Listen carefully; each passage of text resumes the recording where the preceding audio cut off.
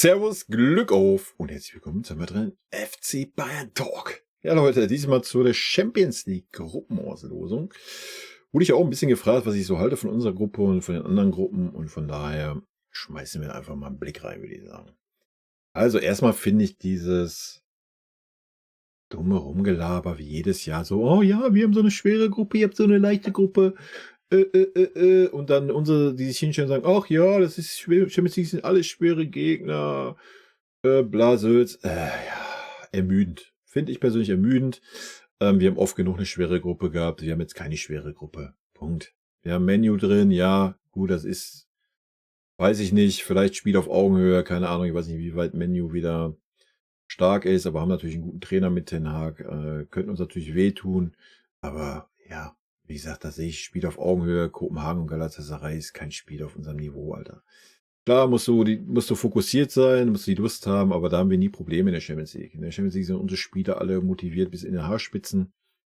Dazu haben wir Harry Kane, der super heiß ist auf die Champions League, weil das Endspiel in Wembley ist. Also, Leute, macht euch keine Sorgen. Wir müssen uns Sorgen machen, wenn Harry Kane ausfällt. Ansonsten, ja, ich weiß, ich erzähle viel, es hängt an Harry Kane. Es ist einfach so, Leute.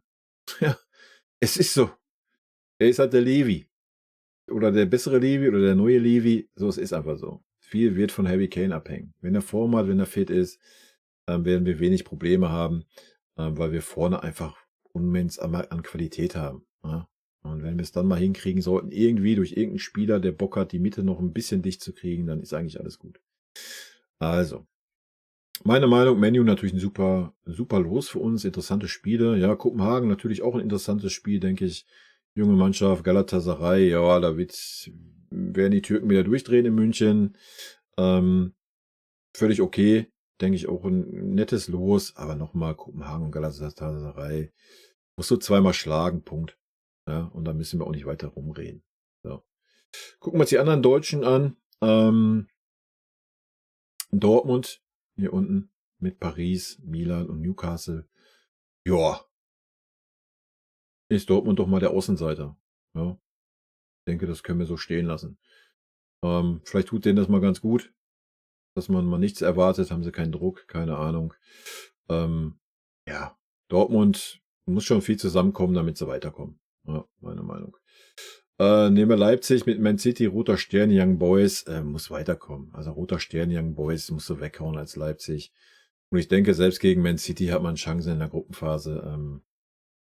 Ja, also jetzt nicht Chancen, die wegzuhauen, aber Chancen, mal einen Punkt zu holen, aber ist auch Wurst. Du wirst auf jeden Fall die anderen beiden zweimal schlagen und dann bist du durch. Ja, da müssen wir nicht drum herum reden. Ja, und dann haben wir natürlich noch Union, wo sind sie? Gruppe C. Neapel, Real, Braga. Ja, freut mich erstmal für Union. Champions League haben sich auch super verstärkt, haben mit Real ein super Los. Ja? Das Beste, was du kriegen kannst, wenn du nicht den FC Bayern kriegst. So vom Strahlungsfaktor her, freut mich riesig für sie. Mit Neapel ein super interessantes Los aus Italien. Braga ist sehr undankbar, ja, ist namenstechnisch komplett uninteressant, ist aber, ja, eine Mannschaft, die sehr unangenehm spielt.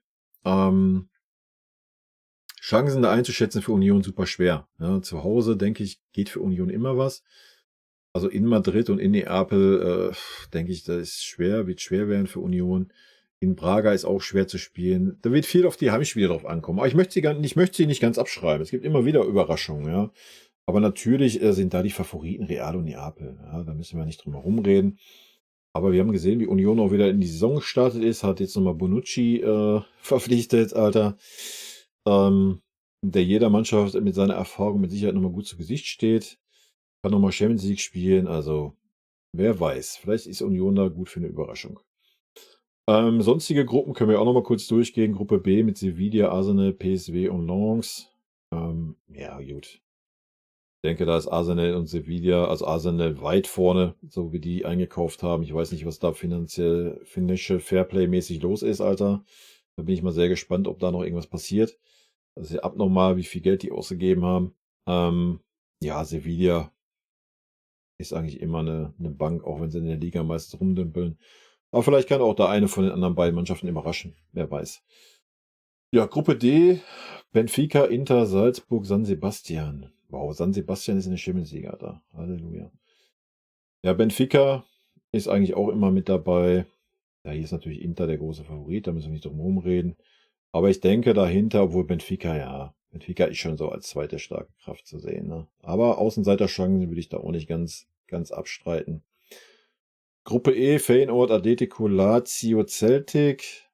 Ja, das ist auch eine ganz interessante Gruppe, wie ich finde. Natürlich Atletico favorisiert, aber Feyenoord geht immer was zu Hause, genauso wie beim Celtic, Lazio.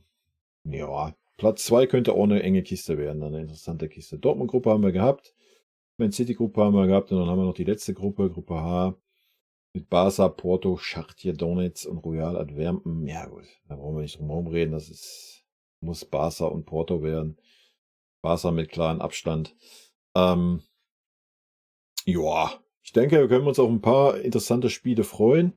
Ich würde es super finden, wenn wir nicht den gleichen Spieltag haben wie Union. Können wir das schon irgendwo einsehen? Ich weiß nicht, wie das aufgeteilt ist. Würde ich feiern? Oder zumindest dann auch nicht zeitgleich. Ich würde mir die Spiele von Union nämlich echt geben. Sonst gebe ich mir keine Spiele der deutschen Mannschaft. Interessiert mich nicht wirklich so, aber Union würde ich mir geben. Ja. Ja, Leute. Kurz und schmerzlos. Da müssen wir gar nicht viel mehr rumhampeln. Wie gesagt, wir sind der Favorit in der Gruppe. Ja. Auch vor Menu, da müssen wir nicht drum herum reden. Klar, Menu ist wieder erstarkt und so weiter. Wären interessante Spiele, aber wir sind der Top-Favorit in dieser Gruppe. Punkt. Ja, und alle, wie gesagt, Kopenhagen, Galatasaray musst du zweimal schlagen, fertig. Ja, dann Menu musst du zu Hause ausschlagen, auswärts holst du einen Punkt und dann ist doch alles gut. So. Ja, also da müssen wir nicht irgendwelche Ausreden suchen. Wir sind da der klare Favorit. Die Rolle müssen wir annehmen, die Rolle müssen wir erfüllen. Fertig.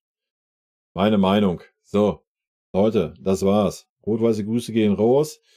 Haut mir gerne eure Meinung dazu rein, wenn ihr eine habt. Und in diesem Sinne wünsche ich euch ein schönes Wochenende. Und bis nach dem Spiel morgen in Gladbach. Tschüssi.